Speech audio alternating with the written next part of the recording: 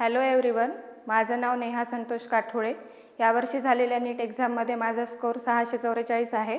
त्यामध्ये फिजिक्समध्ये 124, केमिस्ट्रीमध्ये 180 आणि बायोमध्ये 340 आहेत. माझं जे यश आहे त्यामध्ये सर्वात मोठा वाटा डॉक्टर हुलसुरे क्लासेसचा आहे. मी रोज 6 ते 7 तास अभ्यास करत होते.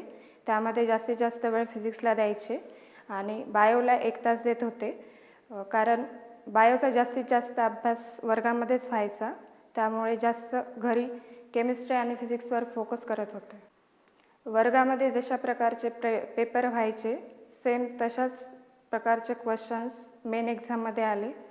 क्लासमध्ये sir line to line, word to word शिकवत होते आणि प्रत्येक शब्दाचा अर्थ लगेच कळत होता आणि PCBच्या दुसऱ्या दिवशी सर सोल्युशन द्यायचे, त्यामुळे जे काही डाऊट्स आहेत ते लगेच क्लिअर होत होते. डायग्राम पण सर म्हणत होते आम्हाला स्टडी करा आणि तशाच प्रकारचे क्वेश्चन पण एक्झाममध्ये आले.